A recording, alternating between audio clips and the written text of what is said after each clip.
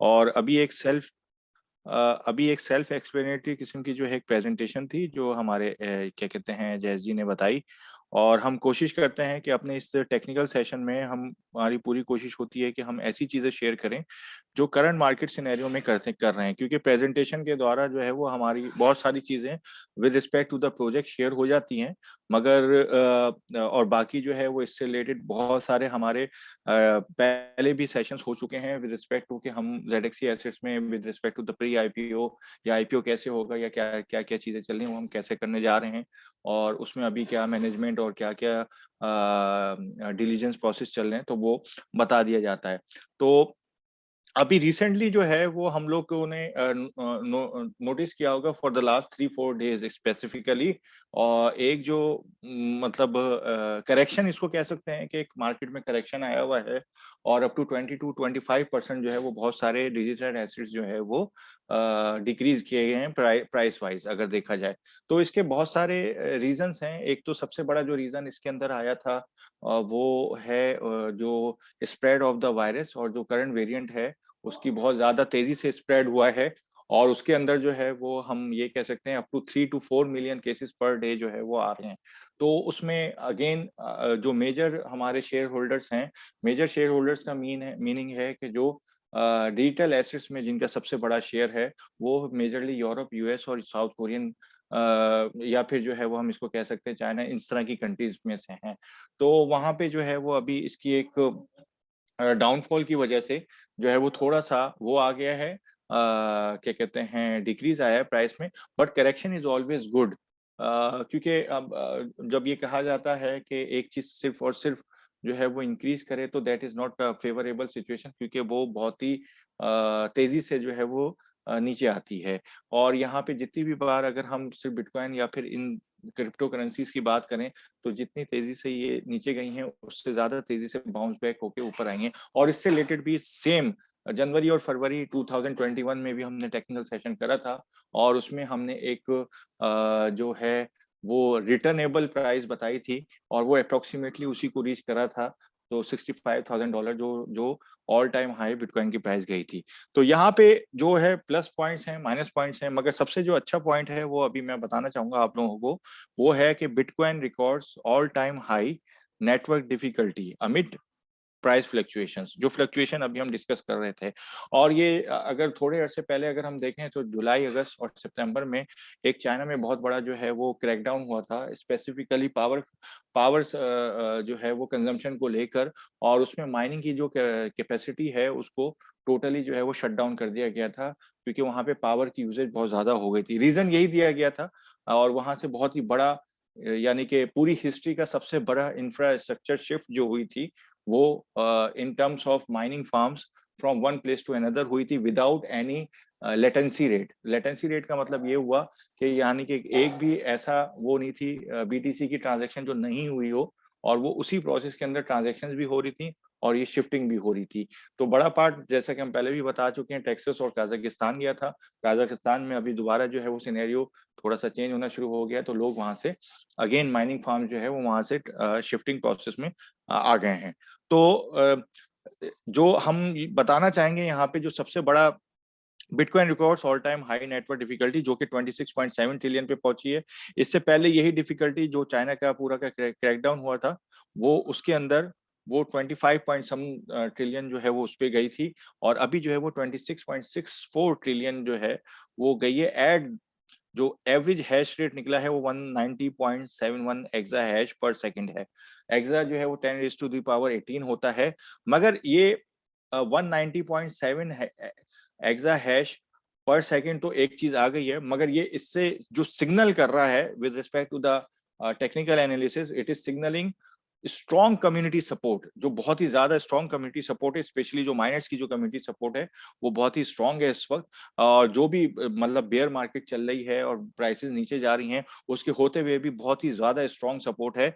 और इस all time high जो डिफिकल्टी रेट है, जो कि और उसके उसकी वजह से जो 190.71 एक्सा हैश पर सेकंड पे जो है वो इस वक्त जो है वो पूरा नेटवर्क चल रहा है, उसकी वजह से स्टिल जो है वो माइनर्स बहुत ज्यादा सपोर्ट कर रहे हैं।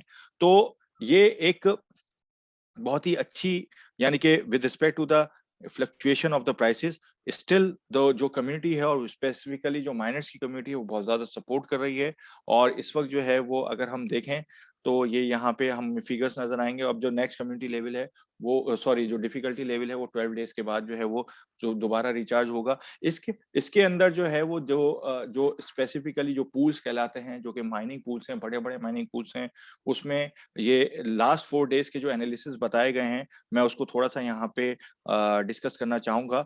और वो लास्ट 4 डेज़ में जब स्पेसिफिकली जब ये प्राइसेज़ डिक्रीज़ हो रही थी, तो F2 पूल हाईएस्ट कंट्रीब्यूटर रहा है, जो hash rate by mining 88 BTC blocks, जो उन्होंने 88 जो है वो बीटीसी ब्लॉक्स जो है वो माइन किए हैं। इसके बाद जो है पूलिंग है, इसके बाद जो इसमें जो ओवरऑल जो अगर एक एक जो सबसे ज़्यादा बेनिफिट है, बहुत बड़ा जो बेनिफिट है, वो है फीस, ठीक है? फीस जो कि अप्रैल 2021 में मतलब एक नॉर्मल ट्रांज़ैक्शन की 62 और $63 तक चल रही थी, वो अभी इस वक़्त 1.58 समथिंग अराउंड, ठीक है? और 1.6 और 1.7 के पास आ गई है। तो व्हिच इज़ अनदर बेनिफिट। तो एक स्ट्रॉन्ग सपोर्ट भी है और उसके बाद ये बेनिफिट भी है कि फीस जो है वो रिड्यूस हो गई हैं और बाकी पूल्स का मैंने आपको बताया है। इसके बाद जो है यानी still in the at the time of the fluctuation there is a big support और very strong support from the community specifically जो माइनिंग कम्युनिटी और जो फीस का स्ट्रक्चर है वो भी नीचे आ गया है। द नेक्स्ट वन जो हम यहाँ पे शेयर करना चाहेंगे वो है क्या कहते हैं ब्लूमबर्ग, यानी हम किसी वो उसकी इंडिविजुअल एनालिस्ट की रिपोर्ट नहीं बता रहे हैं।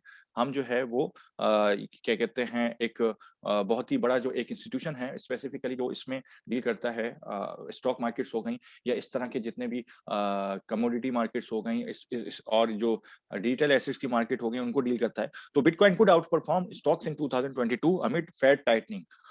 जो यहाँ पे जो बताया जा रहा है वो ये बताने की कोशिश की जा रही है और ये हमने 2021 में भी देखा है, 2020 में भी देखा है। बहुत सारे ऐसे जो स्टॉक मार्केट में स्टॉक्स हैं, वो इस तरीके से उन्होंने रिटर्न जिसको हम आरओआई भी कहते हैं, वो इस तरीके से नहीं दिए हैं, जिस तरीके से डिजिटल एसेट्स ने दिए हैं। स्पेसिफिकली कुछ कुछ डिजिटल एसेट्स तो ऐसे भी हैं, जो कि 2021 में जब अर्ली स्टेजेस में हम ये कहेंगे कि वो अगर $1 पे थे, तो वो अप टू 200 और $300 तक भी गए हैं बाय द एंड ऑफ 2021। तो इन 1 year it is like approximately but that is a very lucky situation। तो 100x और 200x was normal। तो यहाँ पे जो हम डिस्कस करना चाहेंगे वो है नॉट अ वेरी मतलब अनरियलिस्टिक फिगर। बहुत ही जो रियलिस्टिक फिगर है वो ये है 10 to 20x is very normal. और यहाँ पे एक अच्छे अच्छे जो प्रोजेक्ट्स आने हैं स्पेसिफिकली जो अब मेटावर्स या एनएफटी और एनएफटी गेम्स को लेके जो प्रोजेक्ट्स आ रहे हैं उसके अंदर अगर हम देखेंगे तो वो उन प्रोजेक्ट के जो जो भी क्योंकि डिजिटल एसेट्स का मतलब ये हुआ कि आपका एक स्टॉक एसेट है वो, ठीक है? क्योंकि ये पीयर टू पीयर मार्केट में जाता है, तो स्टॉक मार्केट में तो नहीं आ रहा है। बट द पॉइंट इज़ कि वो उसकी कम्युनिटी जो एक वो आहिस्ता-आहिस्ता बिल्टअप होती है और उसकी जो है वो रोड मैप और उसके जो वो पूरे इकोसिस्टम का जो वो चल रहा होता है विद रिस्पेक्ट टू द आपकी जो जितनी भी एमवीपीज़ हैं या फिर जितने भी आप जो है वो क्या कहते हैं इम्प्लीमेंटेशन करते हैं as per the road map, तो उससे एक वैल्यू प्रोपोज़िशन बनती है किसी भी एसेट की। उस टीम की भी, उस प्रोजेक्ट की भी, उस इकोसिस्टम की भी और वो स्पेसिफिकली उस टोकन की भी। तो उसमें अगर देखा जाए तो हमारे पास यहाँ पे बहुत सारे अच्छे और अभी मैं उसको भी डिस्कस करूँगा कि कौन-सी वैल्यूएशन से क्या चीज़ शुरू हुई थी और with in a period of not a very long time वो किस वैल्यूएशन पे चली गई है। तो यहाँ पे ब्लूमबर्ग की रिपोर्ट ये है कि डिजिटल एसेट्स क्योंकि बीटीसी को इसलिए रिकमेंड किया जाता है कि it is the mother of the digital assets at the moment. तो वो डिजिटल एसेट्स स्पेसिफिकली बिटकॉइन जो है वो इनको आउट परफॉर्म करेगा स्टॉक मार्केट्स को, जो कि आपको शायद हो सकता है कि 20 और 30% रिटर्न दें in 2022। But at this time while we are speaking जबकि बिटकॉइन जो है वो 34 और 35,000 के पास चल रहा है, तो ऑल टाइम हाई अगर 65,000 देखें तो ये ऑलरेडी जो है वो 90% जो है वो अपने ऑल टाइम हाई से नीचे आ चुका है।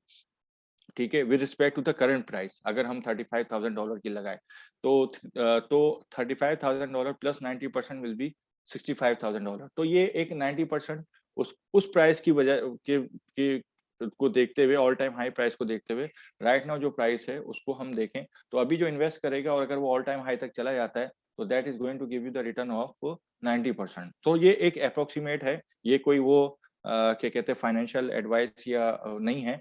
ये सिर्फ एक एनालिसिस हैं जो बताए जा रहे हैं तो ये 35,000 करोड़ की अभी की इन्वेस्टमेंट से वहाँ पे हम एक ऑल टाइम हाई भी हिट कर जाते हैं अगर विद इन दिस ईयर, तो that will be a 90% return. So ये कुछ जो चीज़ें हैं, पॉइंट्स वो बताए जा रहे हैं। इसके बाद हम जो the next stage is adoption. तो बल्गारिया जो है वो यूरोप का एक बहुत ही डिसेंट वॉल्यूम बेस्ड जो है वो कंट्री है और यूरोपियन कंट्री कहलाती है ये।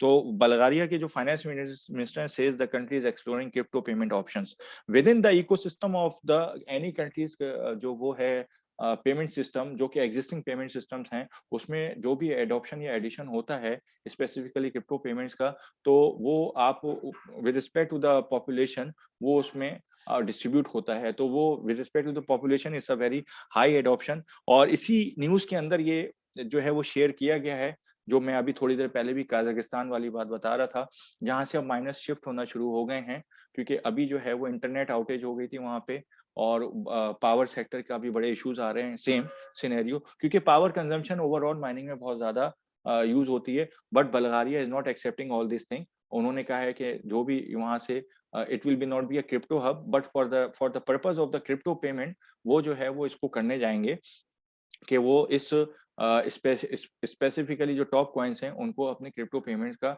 या जो भी एग्जिस्टिंग इकोसिस्टम है पेमेंट्स का उसके अंदर वो ऐड करेंगे। तो this is one of the adoption जो हम जो है वो देखते भी हैं और कंट्री वाइज़ अगर ये हो जाता है तो बहुत अच्छी बात है, क्योंकि अभी तो वहाँ पे डिजिटल यूरो और डिजिटल डॉलर इन सब की भी बात हो रही है। तो हो सकता है कि बल्गारिया नेशनल बैंक जो है वो डिजिटल यूरो को भी प्रपोज़ करे, क्योंकि डिजिटल यूरो की जो बात है वो कुछ कंट्रीज़ प्रपोज़ कर रही हैं और ओवरऑल पूरे यूरोप में एक डिजिटल यूरो को लाने की बात हो रही है, कुछ जो कि blockchain based central bank digital currency होगी।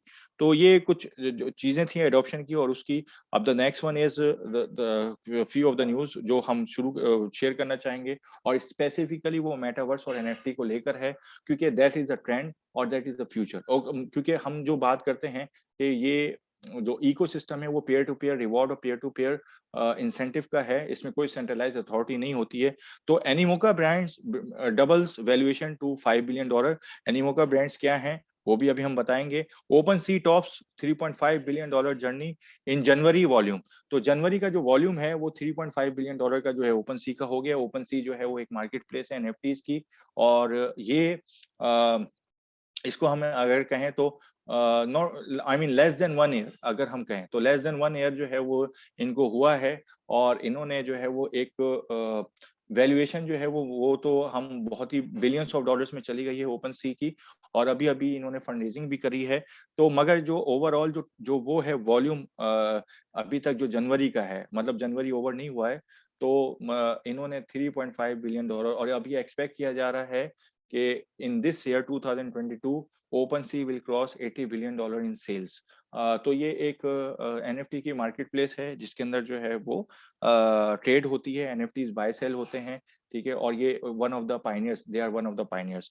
इसके बाद माइक्रोसॉफ्ट, माइक्रोसॉफ्ट को हम सब जानते हैं आइज़ मेटावर्स गेमिंग, ठीक है? अभी फेसबुक हो गया जिसका नाम अब मेटा हो गया है, मेटावर्स को देखते हुए उसके बाद जो है वो इंस्टाग्राम हो गया और इस तरह के जो बड़े-बड़े जो सोशल नेटवर्क हैं जिसके बारे में अभी जैस जी भी बता रहे थे, तो उन्होंने एनएफटीज़ को लेके जो है वो बहुत सारी चीज़ें शुरू कर दी हैं और जहाँ पे आपकी अपने वीडियोज़ होती थी या फिर पिक्चर्स होती थी, वो एनएफटी की फॉर्म में भी सूनर और लेटर आना शुरू हो जाएँगी। तो these are few of the things Animoca का हम बता देते हैं। NFT focused Animoca brands valued at $5 billion की वैल्यू पे आ गया है और अभी उन्होंने $358 मिलियन जो है वो रेज़ किए हैं। तो एनिमोका ब्रांड्स जो है वो फोकस जो मैं बता देता हूँ वो क्या कर रहा है, वो गेमिफाई पे कर रहा है। गेमिफिकेशन कहलाती है ये एनएफटी गेम्स हैं। तो वीडियो गेमिंग सेक्टर जो कि हम हमेशा से बताते भी आए हैं और मेटावर्स पे हम लोगों ने और भी सेशन किए हैं कि $1.5 ट्रिलियन को क्रॉस कर सकता है मेटावर्स बाय 2030। तो यहाँ यहाँ पे सिर्फ वीडियो गेमिंग सेक्टर जो है सिर्फ और सिर्फ video gaming sector will grow to around $829 billion. तो ये $900 बिलियन अप्रोक्सीमेटली जो है वो 2030 तक ही हो जाएगा। तो बाकी जो रेस्ट चीज़ें हैं वो तो $1.5 ट्रिलियन से ज़्यादा ही हो जाएँगी। तो this is the virtual reality, virtual property, virtual ecosystem ये है। और जो अब जो जिस तरह का ट्रेंड चल रहा है उसको अगर हम देखें या नोट करें तो यही चीज़ें होने जा रही हैं। इवन जो एम्बेसीज़ हैं, ठीक है? उसके बाद जो फॉर्च्यून 500 कंपनीज हैं, उनके जो ब्रांड्स हैं, वो भी वर्चुअल रियलिटी की, यानी हम इसको कह सकते हैं मेटावर्स पे आ रही हैं। इसके बाद जो है वो जितनी मार्केटिंग हो रही है वो भी मेटावर्स पे आ रही है। इवन दो कि अभी जो है वो एक रीसेंट न्यूज़ भी शेयर हुई थी और specifically that was from India and I was very happy to read that. वो थी कि एक जो पूरी जो है वो आई थिंक साउथ स्टेट है, वहाँ पे एक पूरी की पूरी शादी जो हुई है और उसमें जितना जो है वो ब्लेसिंग्स दी गई हैं, वो मेटावर्स पे हुई है। तो that is that these kind of scenarios from the individual perspective जो कि इंडिविजुअल्स होते हैं टू द जो कि पूरी की पूरी जो है वो कम्युनिटी होती है, उन तक जो है वो ये रीच कर रहा है और ये चीज़ें ऐसी हैं कि जो कि एक ग्राउंड लेवल पे भी जो है वो हो रही हैं। Ground level in the sense जिनको बहुत ज़्यादा क्रिप्टो की नो हाउ नहीं है, but they have been in the gaming industry, they have been in the art industry क्योंकि इसमें आर्ट भी है, कलेक्टिबल्स भी हैं, गेमिंग भी है, तो वो सारी चीज़ें हैं। तो इस तरह के जो प्रोजेक्ट्स हैं और इस तरह के जो इकोसिस्टम हैं, तो they will have a very bright future और क्योंकि ये ट्रेंड्स हैं और हम जो भी ट्रेंड्स होते हैं वो अपनी कम्युनिटी के साथ शेयर करते हैं। तो दीज़ आर तो एनिमोका ब्रांड्स और ये बहुत ज़्यादा पुरानी कंपनी नहीं है। तो नाउ वैल्यूड एट जो अभी इस वक़्त जो रिसेंट इवैल्यूएशन हुई है उनकी, वो $5 बिलियन पे आ गई है। तो बाकी ओपनसी का मैंने अभी आपको बता दिया है, तो $3.5 बिलियन इन सेल्स हो गया है। बाकी ये एक अच्छी न्यूज़ है माइक्रोसॉफ्ट मैसिव मेटावर्स मूव जो हमने बताया है और एक्टिविजन उन्होंने बाय कर लिया है। एक्टिविजन जो है वो $69 बिलियन में उन्होंने बाय किया है और सिर्फ़ आइकॉनिक गेमिंग सीरीज़ की वजह से, तो ये वैल्यूएशन बन रही है। इसके अलावा एक अच्छी और जो न्यूज़ है और ये जो मैंने अभी बताया था मतलब from the experts to the learners मतलब ये मैं अब हम उल्टे चल रहे हैं यहाँ पे। जो लर्नर्स हैं वो भी तो इसमें एक इंडोनेशियन है जो जो सिर्फ 22 साल का 22 इयर्स का जो है वो एक लड़का था। उसने सेल्फी स्टाइल में जो है वो एनएफटी एक बनाई थी और that was a unique thing उन्होंने सेल्फीज़ जो है वो ओपन सी पे सेल करी अप्रॉक्सिमेटली $1 मिलियन में। So you never know with in this market ये बहुत ही ज़्यादा अनप्रेडिक्टेबल किस्म की मार्केट है। यहाँ पे कहीं भी कुछ भी हो सकता है। एक छोटा प्रोजेक्ट बहुत बड़ा भी बन सकता है। एक बड़ा प्रोजेक्ट जो है वो छोटा भी हो सकता है और इसके अंदर बड़े प्रोजेक्ट से छोटे होने की मिसाल भी है हमारे पास और वो अभी एक्सी इन्फिनिटी के उस पे है। वो भी मेटावर्स से ही शुरू हुए थे और मगर वो है कि वो ऐसा-ऐसा ट्रेंड को फॉलो नहीं कर रहे थे और उसको अडॉप्ट नहीं कर रहे थे। तो from the $150 price right now they are moving around $51-52 तो ये अप्रॉक्सिमेटली $60 जो है वो डाउन हो गया उनका। सेम सिनेरियो सैंडबॉक्स था। सैंडबॉक्स जो है वो $1 और $2 से शुरू हुआ था, अप टू $6 और $7 तक गया और अभी $3 पे है। तो these kind of projects they are moving around okay और स्पेसिफिकली जो ट्रेंडी प्रोजेक्ट्स हैं उसमें और जो ट्रेंडी प्रोजेक्ट्स सिर्फ ये नहीं है कि वो एक कमर्शियल बेस्ड प्रोजेक्ट्स हैं, वो प्रोजेक्ट्स वो हैं या वो इकोसिस्टम वो हैं जो कि फ्यूचर को देखते हुए काम कर रहे हैं और इसकी एडॉप्शन जो है वो बड़ी-बड़ी फॉर्च्यून 500 कंपनीज़ जो कि मल्टी ट्रिलियन डॉलर्स की भी हैं, जिसके अंदर हमारे पास अभी क्या कहते हैं मिसालें हैं, उसके अंदर मेटा है जो कि फेसबुक था पहले, माइक्रोसॉफ्ट का मैंने अभी आपको बता दिया है और इसके अलावा नाइकी है, डिज़नी है, इस तरह के बड़े-बड़े गुची है, तो ये ब्रांड्स जो हैं, बड़े-बड़े ब्रांड्स वो भी मेटावर्स की तरफ आ रहे हैं। तो ये एक ट्रेंड है और इसके अंदर जो है वो हम लोगों को देखना है, सोचना है और बीइंग अ कम्युनिटी इसको कैसे अब्ज़ॉर्ब किया जाता है, कैसे इसको अडॉप्ट किया जाता है, इसकी तरफ हमें थोड़ा-सा अपना जो जो भी वो है स्टडी और रिसर्च वो करनी है। तो that was my today's session और किसी का कोई भी क्वेश्चन या क्वेरी हो, I will try my level best to reply it accordingly. Thank you very much to all. Over to you Naveen Sharma ji.